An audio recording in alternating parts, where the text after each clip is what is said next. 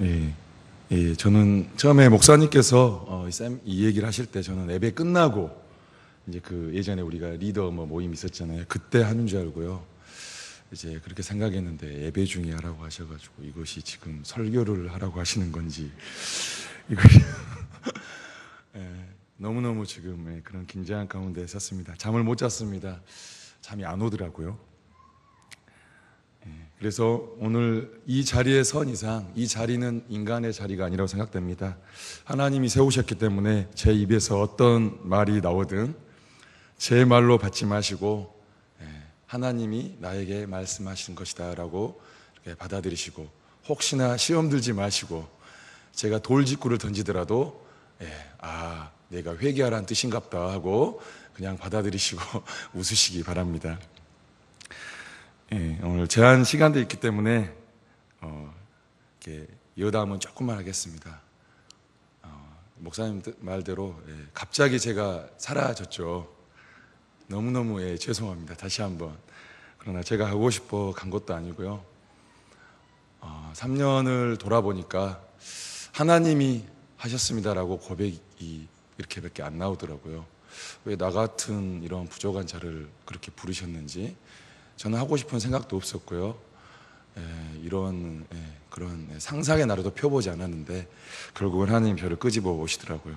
그런데 이제 그 후에 많은 퍼즐들이 하나씩 맞춰지기 시작했습니다. 내가 왜 이 길을 가야 되는지 하나님이 알게 하셨고, 오늘 지금 중북교회가 믿음의 가문 세우는 그런 지금 목표를 가지고 가잖아요.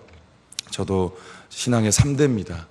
저희 할아버지께서 손자들이 아들이 생기면 제가 장손이거든요. 하나님께 드리겠다라고 소원을 하셨답니다. 나중에 알게 된 사실입니다. 그래서 그런 부르심 앞에 나는 내가 간다고 하지 않았는데 왜 내가 할아버지 때문에 내가 이 길을 가야 되나, 그런 원망 아닌 원망도 했지만 이제는 감사합니다. 왜냐하면 13년이라는 사회생활을 접고 완전히 하나님께서 저의 환경을 다 막으셨습니다. 일도 없고 사람도 못 만나게 하고, 제가 2011년도에 부산으로 날아갔지 않습니까? 성공해 보겠다고. 그래서 우리 중북교회 정말 뭔가 제 목표로는 중직자였잖아요. 부끄럽습니다만 뭔가 보탬이 돼보자, 그런 개인적인 욕망을 가지고 갔었죠. 그런데 하나님은 6개월 만에 아무 일도 없이 조용히 접게 하시더라고요, 사업을.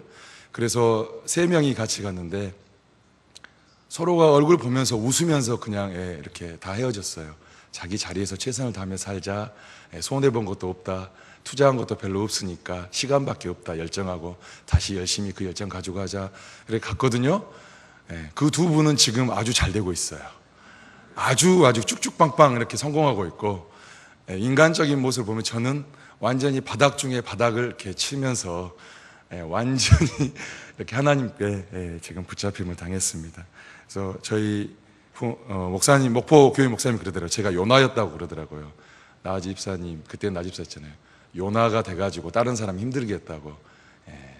그래서 살렸다고. 그 두 사람 계속 갔으면 다 망했을 것이라고. 생각을 나중에 해보니까 맞겠더라고요. 저 때문에 그 두 사람 망할 뻔했는데 빨리 제가 요나처럼 방향을 틀었더니 그분들도 잘 되고 저도 이제 잘 될 길로 가고 있다고 믿고 있습니다.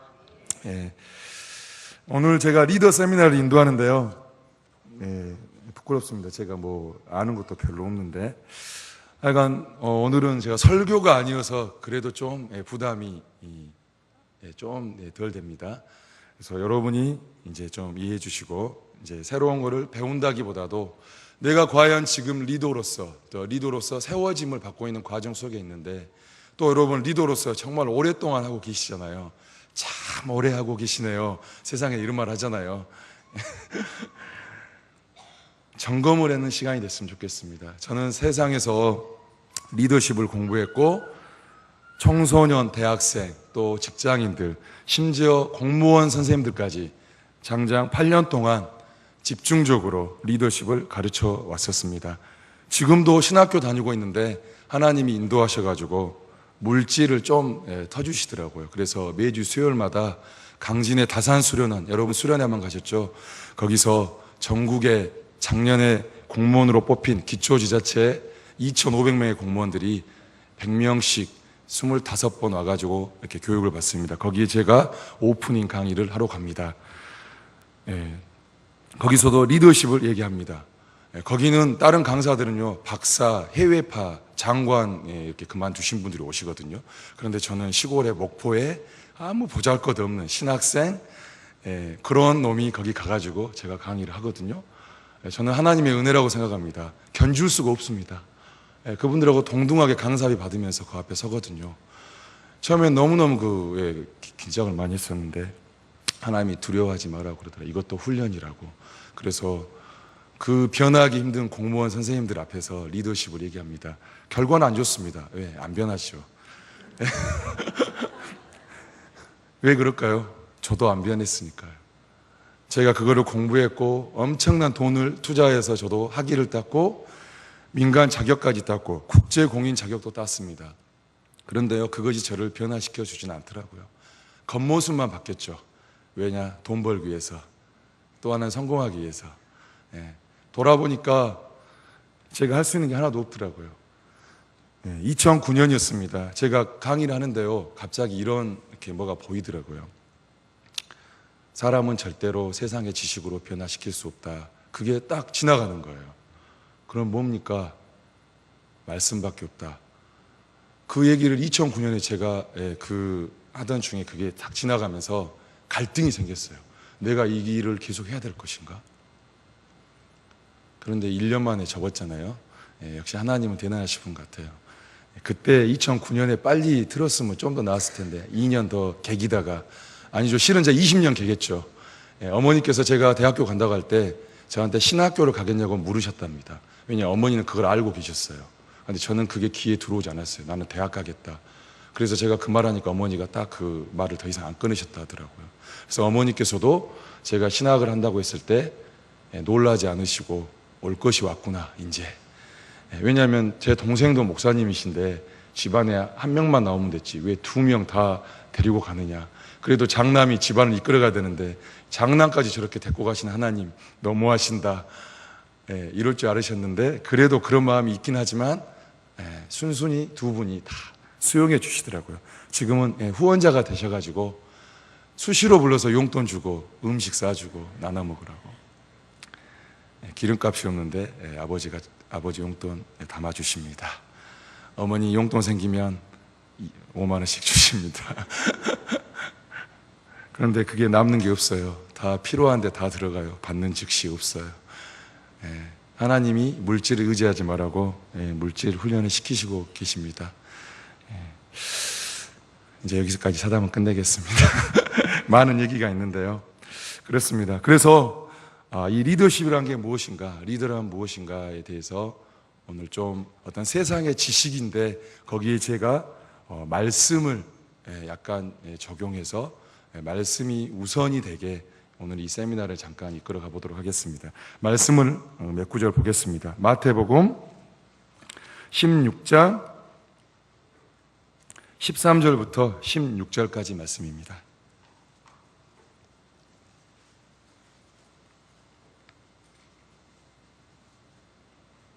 마태복음 16장 13절부터 16절까지 다 같이 한 목소리로 읽겠습니다. 예수께서 빌립보 가이사랴 지방에 이르러 제자들에게 물어 이르시되 사람들이 인자를 누구라 하느냐? 이르되 더러는 세례 요한, 더러는 엘리야, 어떤 이는 에레미야나 선지자 중에 하나라 하나이다. 이르시되 너희는 나를 누구라 하느냐? 시몬 베드로가 대답하여 이르되 주는 그리스도시요 살아계신 하나님의 아들이시니이다. 아멘. 할렐루야. 자, 여러분, 베드로처럼 이 고백 동일하게 하실 수 있습니까? 어떠한 상황에서 하실 수 있으세요? 몇 분 안 계시네. 어떠한 상황에서 갑자기 하나님이 이 말씀을 보여주시더라고요. 베드로의 고백이었는데 이거는 뭐냐면 베드로의 정체성을 나타내는 고백입니다. 요즘 같은 시대에 솔직히 여러분, 저도 이런 고백하기가 쉽지 않습니다. 그냥 말로는 할 수 있죠. 그러나 진정 마음속에서 이런 고백이 나올 수 있을까? 의문이 듭니다. 여러분, 아까 찬양의 시간 오랜만에 이런 화려한 음악과 조명 속에서 찬양을 해봤습니다. 저희 교회는 그 미가엘 반주기에 맞춰서 하거든요. 반주기에 맞춰가야 돼요, 사람이. 여기는 목사님이 이끌어가는데 저희는 반주기가 사람을 끌고 갑니다. 조금만 교만해지면 반주기가 뭐라 해요. 그래서 상당히 겸손할 수밖에 없습니다. 찬양의 시간도. 반주기보다 사람 목소리가 작으면 혼납니다. 저희 목사님이 며칠 전에 저희 교회 야유회를 갔는데 저에게 이제 이야기하면서 이 얘기를 하시더라고요. 다 마음에 안 든대요, 저희 교인들이. 저도 마음에 안 든대요. 목사님 마음 아실까? 그렇지만 아무 말 안 하셨대요. 저도 마음에 안 든대요. 그 중에 하나, 찬양 인도가 너무 마음에 안 든대요. 제가 새벽 찬양 인도를 하고 있거든요. 15분 찬송가 3곡 부릅니다. 고민이 됐어요. 나 열심히 한 것 같은데 내가 뭐 틀렸나? 내 마음대로 했나? 나는 멘트도 안 하는데. 그래서 목사님께 물어봤어요. 목사님, 제가 뭐가 부족합니까? 연습은 더 해야 되는데 그거는 제가 인정합니다. 목사님이 그러시더라고요. 왜 찬양을 하는데 최선을 다하지 않느냐라고 말씀하시더라고요. 새벽에 잠 몇 시간 못 자고 일어납니다. 그런데 나전도사가 피곤하면 찬양도 피곤하게 해야 되는 건가? 피곤하면 인상 써야 되는 건가? 왜 그 짧은 시간 하나님 앞에 최선을 다하지 못하는가? 그것이 너무 마음에 안 든답니다. 분명히 저는 목소리도 크게 냈어요. 웃으려고 노력도 했어요. 하나님이 깨닫게 하시더라고요. 하나님은 마음의 중심을 보십니다. 절대 외모 취하지 않아 하십니다. 저도 아직도 제가 그걸 못 버린 것 같아요. 아직도 3년이 됐는데 마음을 다해야겠구나. 하나님 앞에서는 절대 거칠애가 중요하지 않구나. 그 15분 최선을 다하지 못해서 이런 일이 벌어지구나. 여러분 아시잖아요. 찬양에 실패하면 그 예배 흔들리는 거 아시잖아요. 여러분 최선을 다하시기 바라겠습니다. 리더도 마찬가지입니다. 최선을 다하지 않으면 결과는 불보듯 뻔합니다. 여러분 다 알고 계시잖아요. 분명히 여러분 스스로 다 압니다. 내가 최선을 다하고 있지 않은지 스스로 다 알고 있어요. 그 위기 오면 저도 다 경험해 봤기 때문에 아시죠? 말씀 대충 준비해서 셀 모임하고 부부싸움 죽어라고 하고 나서 웃으면서 사랑하자 그러고, 제가 찬양 인도할 때도 부부싸움하고 와서 애기들한테 짜증내고 와서 찬양 인도하고, 그런 모습들을 보면서 정말로 그때는 몰랐어요. 그때 위기만 모면하면 된다. 그렇게 생각하니까 저는 정말 개판이었던 것이죠. 그래서 너무 부끄럽더라고요. 최선을 다하지 못했구나. 단 한 곡을 부르더라도 옛날에 흘러간 부르지 않는 그 복음성과 덮여있는 곡 한 곡 부르더라도 최선을 다해야겠다. 그래서 정말 중요합니다. 리더는 최선을 다해야 됩니다. 할렐루야. 자, 혼자 앉아 계십니까? 그러면 지금부터 2명씩 짝을 만들어 주시기 바라겠습니다. 시간은 10초 드리겠습니다. 혼자 앉으면 절대 안 돼요. 옆에 한 명을 끌어오든지 내가 가서 앉든지. 그런데 자리는 절대 뒤로는 가면 안 돼요. 앞으로는 와야 수 있어요. 조건을 붙였습니다. 조건, 앞으로는 올 수 있어요. 혼자 앉을 수 없어요. 오직 2명끼리 짝이 돼야 돼요. 3명도 안 됩니다.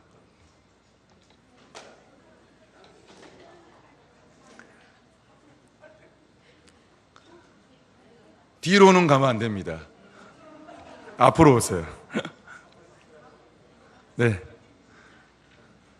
자, 인사하시고 축복합니다라고 인사합시다.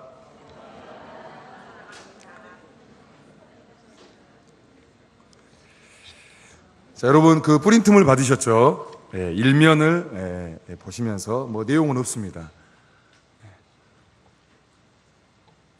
자, 여러분가 리더 훈련을 엄청나게 받았습니다. 저도 받았고, 영적으로도 받았고, 세상 지식적으로도 받았고. 자, 그러면 더 이상 새로운 건 없습니다. 여러분, 리더십의 이론이 있는데요. 리더십의 정의만 해도 수백 가지가 넘습니다. 왜냐하면 리더십을 주장하는 학자들마다 다 다르기 때문에. 그래서 리더십의 이론은 리더십을 가르치는 연구하는 학자 수만큼 이론이 정의되어 있다라고 이렇게 있습니다. 자, 그래서 그런 거를 보여줘봤자 별 의미가 없을 것 같아서, 자, 여러분 프린트물에 리더라고 첫 번째 단어가 써져 있죠. 그러면 두 분끼리 제가 1분 30초 드릴 테니까 리더의 정의에 대해서 두 분이 토의하셔서 쓰는 거예요. 답은 없어요. 여러분이 생각하는 게 답이지 억지로 어떤 세상의 지식에 맞출 필요 없습니다. 내가 생각하는 리더의 정의를 쓰시면 되는 거예요. 1분 30초 드립니다. 시작.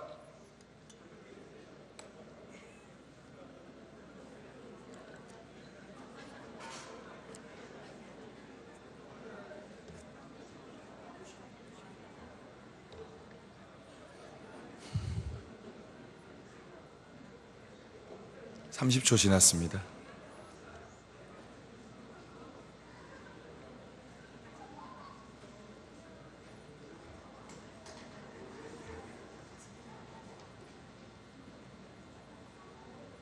(30초) 남았습니다. 단어로 써도 되고 문장으로 써도 됩니다. 그림으로 그려도 됩니다. 10초 남았습니다.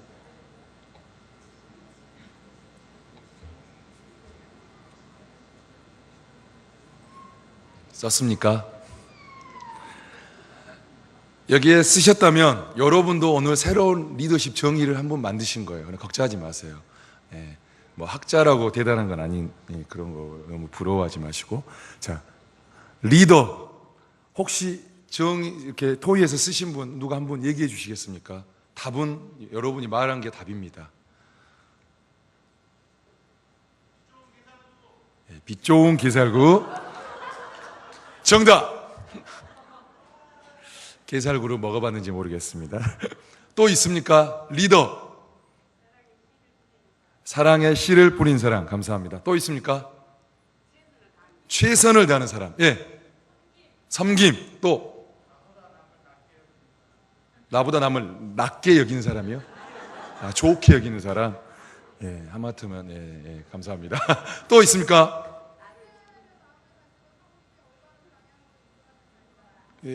사랑하는 마음을 가지고 섬기며 올바른 방향으로 인도하는 그런 사람. 맞습니다. 그 다음에 권사님, 내가 죽어야 돼. 근데 왜 지금 살아계시잖아요. 그러죠. 아, 그런 죽는 의미죠. 지금 살아계시니까 좀 말이야. 우리 권사님께서 아주 좋은 말을 해주셨습니다. 죽어야 됩니다. 죽어야 돼요. 리더는 죽어야 됩니다. 맞습니다. 또 섬겨야 됩니다. 그 다음에 남을 낮게 하게 되고 나를 낮춰야겠죠. 뭐 이런 게 뭐 리더입니다. 뭐 그게 중요한 거 아닙니다. 다 알고 있는 거죠. 자, 리더십은, 그러면 리더는 뜻을 이렇게 알겠는데 리더십은 무엇일까? 잠깐 적어봤습니다. 앵글로 섹스너의 레덴이라는 이렇게 어원이 있습니다. 여기서 시작되는데 가다라는 뜻이 있습니다. 가다라는 뜻이 있기 때문에 리더십이라는 것은 정지가 아니죠. 계속적으로 진행이란 말이죠. 움직인다는 것이죠. 리더십은 정체되지 않는다는 거예요. 계속 움직이고 뭔가 변화를 추구하는 뜻이죠. 그래서 어떤 목적을 성취하기 위해 개인이나 공동체를 움직이게 하는 것과 관련됐다는 것입니다. 그래서 여러분이 리더라면, 리더십을 지금 내가 발휘하고 있다면 여러분의 셀은, 여러분의 팀은, 여러분의 공동체는 움직이고 있어야 되는 것이죠. 다 움직이고 있습니다. 그래서 존 맥스웰 목사님, 리더십의 대가라고 그러죠. 이분은 영향력이라고 이렇게 세자로 책도 있습니다. 그래서 목표를 성취하기 위해 사람을 움직이는 능력이라고 이렇게 정의를 했습니다. 맞습니다. 영향력, 사람을 움직이게 하는 것이죠. 그래서 고라는 뜻이 이 안에 이 어원 속에 숨어져 있어요. 움직이게 하는 것. 자, 여러분은 셀원들을 움직이고, 뭐라고 그러죠? 움직이고 있습니까? 말 징하게 안 듣습니까? 지금도 그럽니까? 저희 교회 목포 빛으로 교회는 20명이 안 됩니다. 그런데요, 다 각자가 리더예요. 다 자기 마음대로 해요. 목사님 이렇게 하라는데 다 자기 생각대로 하거든요. 우리 목사님이 그러시더라고요. 20명인데 2,000명 목회한 것 같다고. 이거 진짜 힘든다. 나주는사 똑바로 배우라고. 제가요, 선풍기 새벽기도 끝나고 이렇게 일단이었어요. 끌려면 3번 잡아다녀야 되잖아요. 그래서 힘있게 딱, 딱, 딱 3번 잡아서 껐습니다. 그 다음날 소리가 들려옵니다. 전도사가 돼갖고 뭐 선풍기가 장난감도 아니고 딱, 딱, 딱 그렇게 기분이 안 좋았을까? 나는 선풍기를 껐을 뿐인데 뭐 내가 그 선풍기 끄고 이렇게 세게 잡아다녔다고 뭔 힘이 남아도냐고 그런 이상한 소문이 돌아가지고 박미선 사모가 화분이 밑에 있었는데 화분 관리하는 집사님이 계세요. 햇빛이 안 비치니까 햇빛 비는 쪽으로 옮겨놨어요. 그 집사님이 저녁이었어요. 아니 화분을 내가 따랐더니 누가 여기다 옮겨놨냐고. 도대체 누가 내 허락도 없이 해놨냐고. 박미선 사모가 아니 사모가 그따구로 해도 되겠냐고. 앞에 면상에 대놓고 2,000명 목회하는 교회입니다.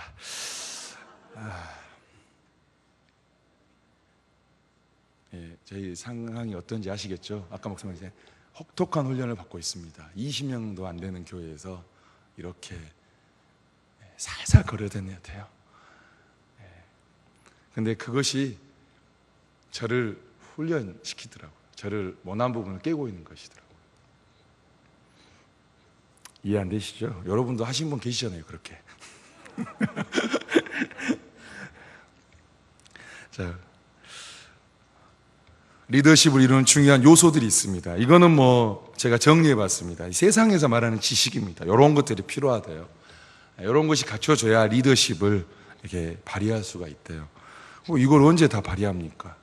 이런 걸 언제 내가 갖춥니까? 인간도 내가 인간인데 이걸 뭐 이게 퍼펙트한 사람도 아니고 이 중에 하나라도 잘하기가 힘든 이 상황인데 그래서 이 리더십의 역할이 뭘까? 이거 보면 여러분 요즘에 사회에서 그러잖아요. 리더십을 갖춰야 된다. 세상에서 성공하려면 또 취업하려면 이런 것들이 필요하다. 그렇게 말을 하지만 그렇게 이걸 갖추라는 목적이 뭐지? 생각을 해보죠. 결국은 그거죠. 이렇게 하라는 이유가 뭐냐? 결국은 사람을 변화시키기 위해서 그런 겁니다. 성품을 갖춰라. 그거는 지금 네 성품이 리더로서 부족하니까 리더로서 성품을 바꿔라. 능력이 부족하니까 기도도 더 해야 되고 말씀 연구도 해야 되고 섬겨야 되고 이런 것들이 지금은 부족하니까 그거를 더 네가 업그레이드 시켜서 그 부분에 있어서는 리더로서 전문가가 되라. 그 말은 한마디로 변화라는 뜻이죠. 우리 중북교회가 세일교회를 시작한 지 아주 벌써 오래된 거 10년이 넘은 것 같습니다. 제가 중북교회 2001년에 왔는데 그때 NCD 이렇게 하면서 세일 모임했던 기억이 나는데요. 과연 이 오랜 기간 동안에 리더로 세워지고 또 인턴으로 강등도 당하고 또 사역도 쉬었다가 또 다시 리더로 세워지기도 했습니다. 자, 여러분은 이런 과정 속에서 리더십을 세미나도 엄청 많이 했고 그렇죠? 부딪히기도 했고 기도하면서 하나님께 능력을 구하기도 했습니다. 자, 그러면 여러분은 그런 과정 속에서 얼마나 변화를 했는지 여러분 스스로 이 시간 한번 돌아봤으면 좋겠습니다. 뭐가 변했는가? 내 말투 변했는가? 생각 변했는가? 순종은 즉시 목사님이 그러셨죠. 그 다음에 뭐죠? 끝까지 결론 있게. 저는 이거 절대 잊어버리지 않습니다. 어렵더라고요. 제가 그 2011년도에 부산에서 이제 목포로 가끔씩 오거든요. 한 달에 한 번씩 왔거든요. 이제 새벽에 도착했어요, 목포에. 그래서 자고 있는데 목사님 7시 전화가 온 거예요. 그래가지고 지금 주보 만드는데 컴퓨터가 고장났다고. 그래가지고 빨리 오래요. 잠자고 있는디 새벽에 도착했는디 갔어요. 하여간 막 갔어요. 딱 갔더니 목사님께서 컴퓨터를 잘 모르세요. 그래서 엔터키를 한번 탁 눌렀는데 틀이 다 깨진 거예요. 그래서 백스페이스 한 번만 딱 누르면 되는 건데 그걸 모르시니까 가서 백스페이스 한번 딱 눌러드리니까 원상복귀 됐어요. 속으로 별 생각이 다 드는 거죠. 그러면서 목사님이 저를 보시면서 나 집사님 이것이 순종입니다.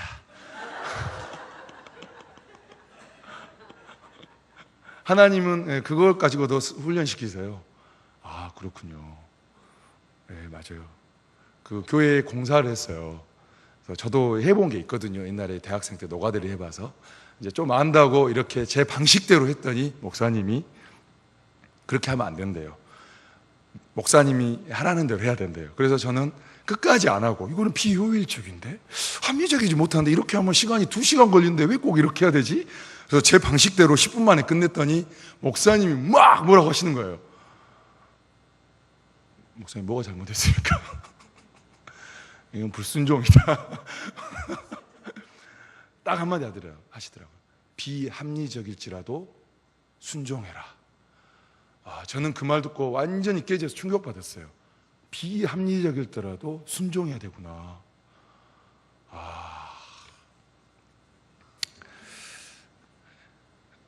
그렇습니다. 제가 좀 배웠다고, 해봤다고 내 경험을 하나님 앞에서 내세웠던 것이죠. 제가 리더십의 요소를 좀 갖췄다고 교만했던 것입니다. 지금 많이 그런 게 없어요. 아직도 남아있긴 있어요. 남아있긴 있습니다. 즉시 아직 잘 안 돼요. 80%. 목사님 죄송해요. 배웠는데 그걸 아직도 제대로 못하고 있어요. 까먹어요, 항상. 좋은 거 갈아 했으면 바로 갈아야 되는데 1시간 후에 갈아요, 항상. 제가 이렇게 좀 이렇게 곰처럼 이렇게 느그적느그적 하거든요. 그걸 하나님이 훈련시키는 것 같습니다. 자, 변화해야 됩니다. 저는 3년 동안 모르겠어요. 제 기준으로는 변화 많이 됐다고 생각이 듭니다. 오늘 3년 지금 시점이 됐는데 제가 여기 왔거든요. 제가 정말 긴장돼요. 과연 여러분들이 저를 보고 저 목회 신학한다고 가가지고 얼마나 변화됐을까 기대하시는 분도 있겠죠. 또 저도 이 앞에 섰는데 여러분 3년 전의 모습 내가 다 알고 있는데 몇 분을 통해서 다 듣고 있습니다. 저도 과연 변화됐을까? 이럴 수도 있습니다. 무섭죠. 예수님도 성경에 다 변화라고 말한 거죠. 회개하라, 변화라는 것이죠. 죄를 버리고 죄를 떠나라, 변화해라, 그 뜻인데 우리가 그 본질을 잊어버린 것 같아요. 변화하지 않고 계속 옷만 입는 거예요. 포장만 하는 거예요. 본질은 변하지 않던데. 목사님이 예전에 2011년도에 다산수련에서 수련회 있었잖아요. 그때 변화했지 않습니까? 주제가 트랜스포메이션 맞습니까, 목사님? 체인지가 아니에요. 트랜스포메이션. 본질이 변화돼야 돼요. 껍데기만 변화돼서는 안 된다는 거죠. 저도 껍데기만 변화됐었어요. 그렇게 한 척, 리더인 척 했고 리더 같이 행동했고 가짜 리더처럼 말하고 행동했다는 것이죠. 부끄럽습니다. 세상에 저는 리더십을 이렇게 하면서 많은 사람을 만났어요. 대기업의 인사 담당자들, 그 다음에 한 번 강의 가면 300만 원 받는 그런 대기업의 임원들, 그런 분들을 이렇게 만나봤어요. 연봉 1억, 기본 1억이고 우리가 흔히 말하는 골드미스. 2006년에 만났는데 38살인데요. 연봉이 2억이고 BMW 타고 다니고 팔찌에 보석을 찼는데 3천만 원짜리예요. 그런 골드미스도 만나봤어요. 그분들은 다 리더였어요, 세상에서. 그런데 그분들을 처음에는 정말 부러웠어요. 저도 그런 사람처럼 되고 싶었거든요. 그러니까 예전에 제가 2010년인가 9년인가 제가 주일 여기서 6번 빼먹고 교육받으러 갔어요. 아시는 분 아시랍니까? 제가 태어나서 주일을 6번 빼먹었습니다. 그거 자격증 따려고요. 주일밖에 안 되니까. 그러면서 막 했는데 아니더라고요. 그 사람들은 변화된 게 아니었어요. 돈으로 포장했고 명예로 포장했고 스펙으로 포장했어요. 그 사람들은 본질은 다 그대로 죄인이에요. 말도 다 거칠게 합니다. 본성이 드러나면. 그런데 사람들은 그것으로 포장을 해가지고 리더인 척 살고 있는 것이 보여졌어요. 이제 그때는 안 보였어요. 제가 거기서 내려오니까 보이더라고요. 여러분 아시죠? 내려오면 보여요. 같이 있으면 절대 안 보입니다. 저도 그런 놈이었어요. 박미선 저희 사모가 그런 얘기를 하더라고요. 제가 그때 미쳐있을 때 나종아, 너 네 모습을 똑바로 보라고. 너는 그 사람하고 다르다. 그 사람들처럼 되려면 너는 아직도 멀었다. 네가 뭔데 벌써부터 그렇게 함부로 막 돈 네가 쓰고 네가 그렇게 진짜 그 사람들처럼 그렇게 행동하고 말하려고 하느냐. 네 그 진짜 모습을 봐라. 그러면 저에게 돌직구를 날리더라고요. 그때 기분 엄청나게 나빴거든요. 그런데 그 말이 맞더라고요. 제가 그 뜬구름 그런 생각만 하고 살았어요. 나는 아직 아닌데, 아직 병아리인데 그 사람들처럼 된 것처럼 그런 착각 속에 빠졌었어요. 폼 재고 댕기고 옷 사면 맨날 양복만 사고 백화점 가서 쇼핑하고 그러면 그 사람처럼 될 것인지 알았어요. 아니었어요. 결국은 아니었습니다. 결국은 변화가 된 것이 아니었어요. 그런 세상의 어떤 가치나 기준들로 나를 이렇게 포장한 거죠, 결국은. 그래서 막 해마다 월급은 올라가고 막 그런 욕심에 쌓여가지고 다 막 교만해져 가고 그런 모습이 저를 진정한 변화는 없이 겉모습만 그렇게 보였다는 것이죠. 여러분은 혹시 그런 모습이 여러분에게 지금 있다면 회개하시기 바랍니다. 여러분은 없죠.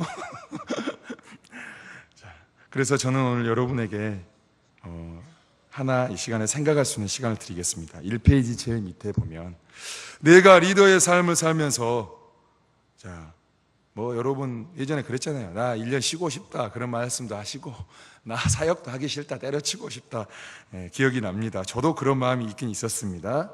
자, 그러면서도 우리는 이렇게 리더의 삶을 지금까지 포기하지 않고 해오고 있습니다. 그것은 하나님의 은혜입니다.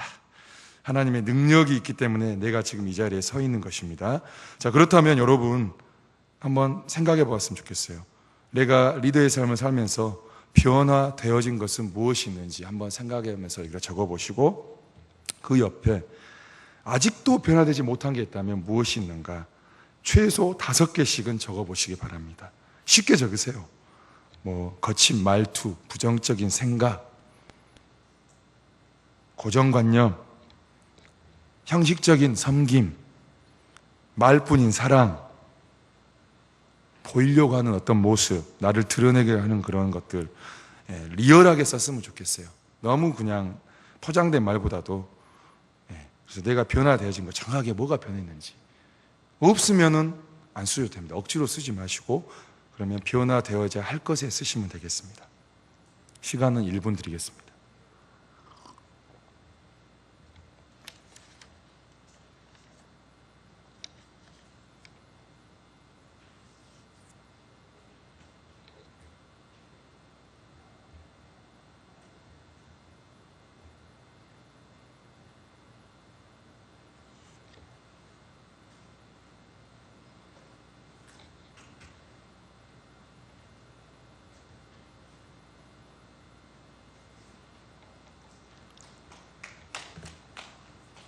네, 30초 남았습니다.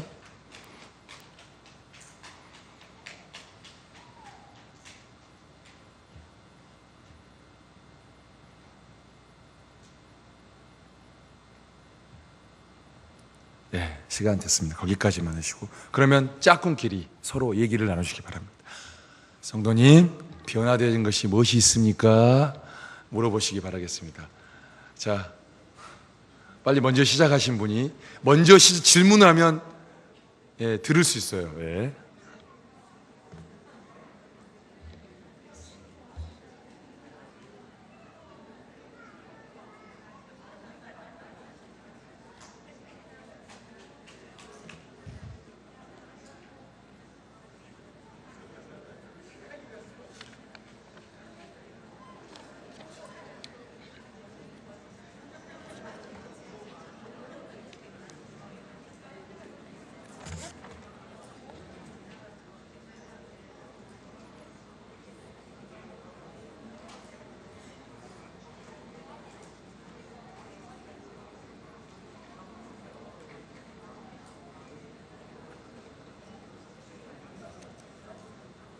네, 다 하셨습니까?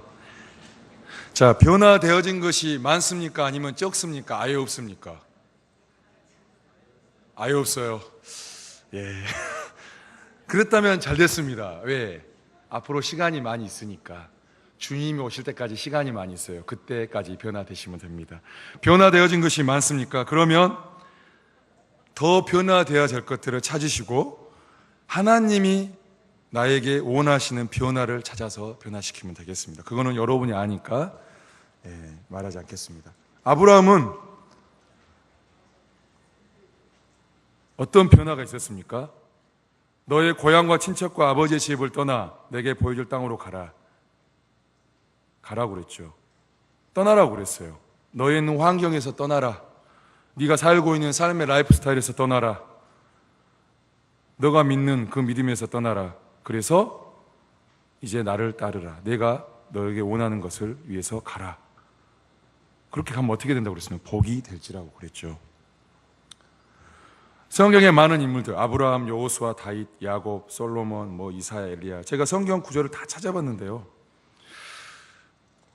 이게 공통점이 다 있더라고요. 하나님이 쓰시는 리더에 대해서는 공통점이 있습니다. 자, 그것이 이제 뭔지 한번 알아보도록 하겠습니다. 자, 요즘에 최근에 그 리더십의 트렌드가 있는데요, 트렌드가 중요한 건 아니죠. 그 리더십의 본질이 중요한 건데, 지금이 어떤 시대냐? 정체성의 혼란의 시대입니다. 자기가 누구인지 잘 몰라요. 그러니까 세상이 원하는 기준에 나를 맞춰서 사는 것이죠. 그다음에 내가 잘하는 것을 하는 게 아니고 세상이 원하는 걸 하면서 사는 거예요. 그래서 결국은 내가 없어요. 그러다 그렇게 따라가다가 안 되는 거죠. 안 되면 포기하고 실망하고 좌절하고, 그러다가 결국은 대충 해가지고 그렇게 하고, 그런 삶을 지금 젊은 세대들이 살고 있습니다. 저도 그랬습니다. 그래서 나는 누구인가라는 이런 우리가 생각을 잘해야 됩니다.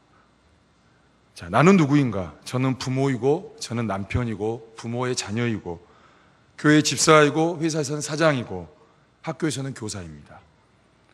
자, 여기 있는 6가지의 부모, 남편, 이런 이 말이 나는 누구인가를 정확하게 말해주고 있는 것이 맞습니까? 맞다고 생각합니까? 여러분 어떻게 생각하세요? 나는 누구인가라고 나에 대해서 이렇게 말할 때 이걸 통해서 나는 누구인가라고 말할 수 있다고 생각합니까?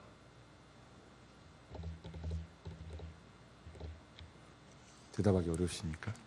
자, 이거는 나는 누구인가 그걸 말하는 게 아니고 내 역할을 말하는 거예요. 나는 부모로서 역할을 하며 살고 있고, 나는 교회에서는 집사이고, 회사에서는 사장이고, 집에서는 남편이고, 부모님 댁에 가면 나는 자녀죠. 이건 역할이에요, 역할. 나의 진정한 내가 아니에요. 그래서 그 나의 모습을 찾아야 된다는 것이에요. 그런데 너무 쉬워요. 오늘 베드로도 고백을 했어요. 예수님이 나를 누구라 하느냐 물어봤는데 베드로가 예수님에 대해서 대답을 했지만 그거는 예수님의 예수님의 본질에 대해서 얘기를 한 거지만 그 고백이 베드로의 정체성을 말해주는 거예요. 베드로가 정체성이 자기가 누구인지를 잘 알지 못했다면 예수님에 대해서 그렇게 고백을 못했을 거예요. 똑같이 선지자, 에레미야, 뭐라고 그랬죠? 세례 요한 이렇게 똑같이 말했을 거예요. 그러나 베드로는 정확했어요. 하나님, 예수님이 누군지 정확히 알았어요. 그러니까 자기가 누군지 안 거예요. 아, 나는 살아계신 하나님의 아들이구나. 그걸 정확하게 말할 수 있던 거예요. 그렇지 않은 다른 사람들은 모르니까 엘리야다, 뭐다 다른 말을 하는 것이죠. 여러분, 나는 누구인가라는 질문에 정확하게 어떻게 대답을 할 수 있습니까? 그거를 여러분이 답을 말씀하시면 되는 거예요. 제가 요구하는 답은 문장으로 글자로 쓰는 게 아니고 진짜로 베드로처럼 이런 고백을 할 수 있어야 되는 것이죠. 그래서 나의 본질을 찾아가야 됩니다. 진짜 하나님이 나를 창조하셨는데 나는 누구인가? 나는 나 정환이다. 나를 왜 창조하셨고, 왜 이 땅에 보내셨고, 왜 이 교회에 있게 하시고, 왜 우리 셀에서 리더가 되게 하셨고, 왜 이 귀한 직분을 맡겨주셨는가? 그걸 알아야 된다는 것이죠. 그것이 나를 성공하기 위해서 그거 아니죠. 나를 통해서 영혼을 구원하고 하나님 나라를 확장시키는데 나를 쓰시겠다는 하나님의 어떤 강권적인 그런 역사하심이죠. 거기에 내가 있는 것이죠. 근데 우리는 착각하죠. 나는 사장이야, 나는 선생님이야, 나는 부모야. 그것이 내 정체성인 양 살아가고 있죠. 그런데 그렇게 이것이 영원합니까? 부모, 자식이 없으면 부모가 될 수 없습니다. 집사, 교회를 떠나면 집사 직분은 사라집니다. 학교를 떠나면 교사가 아닙니다. 그것은 일시적인 역할일 뿐이죠. 모든 것을 다 내려놓고 포기했을 때 나에 대해서 말할 수 있는 것, 그거 하나 여러분이 정의를 하셔야 돼요. 나는 이런 사람이다라는 거. 그거를 말하지 못한다면 여러분은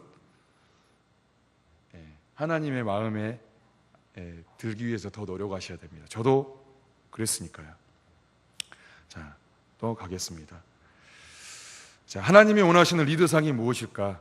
자, 답은 너무 쉽습니다. 하나님은 순종하는 자를 원하시죠. 자, 비합리적일지라도 순종해야 된다. 즉시 결론 있게 끝까지 하나님은 이런 리더를 원하시지. 세상에서 교수, 의사 그런 사람 원하시잖아요. 하나님은 내가 돈 많이 버는 거 관심 없습니다. 내가 하나님 뜻대로 어떻게 사는가 그거에 관심이 있습니다. 저는 착각하면서 살았어요. 제가 돈도 많이 벌고 잘 되면 하나님이 저를 인정해 주실 줄 알았죠. 근데 아니었어요. 그 반대죠. 하나님은 순종하는 자를 찾으십니다. 저희 광신대 3학년 동기 중에 50대가 몇 명 있어요. 50대. 한 분은 팔이 잘려서 한쪽 팔이 없으시고요. 한 분은 장에 암이 걸려가지고 장기가 10cm도 안 됩니다. 간증을 들었습니다. 하나님이 오락할 때 안 오고 불순종했다는 거죠. 그래서 팔 잘리고 장기가 잘리니까 그때서야 이제 왔어요. 자식은 다 컸어요. 대학교 댕겨요. 돈은 겁나게 들어가요. 그런데 이제 일 안 해요. 신학교 댕겨요. 자식들이 불평불만하고 막 뭐라고 한대요. 말 안 듣고 미치겠대요. 저보다 그러더라고요. 빨리 순종해서 감사한 줄 아세. 순종 즉시 해야 돼요. 정부 따마 가라고 할 때 빨리 갈아야 돼요. 1시간 후에 갈았다가 주님 앞을면 어떻게 합니까? 불순종으로 하나님 앞에 심판대에 서야 됩니다. 빨리빨리 해야 됩니다. 빨리빨리 즉시 해야 됩니다. 그렇잖아요. 인턴이나 우리 세론들이 리더가 이렇게 말을 했는데 말 안 듣고 느그적 하면 솔직히 기분 나쁘고 여러분의 자녀가 그래도 기분 나쁘잖아요. 마찬가지입니다.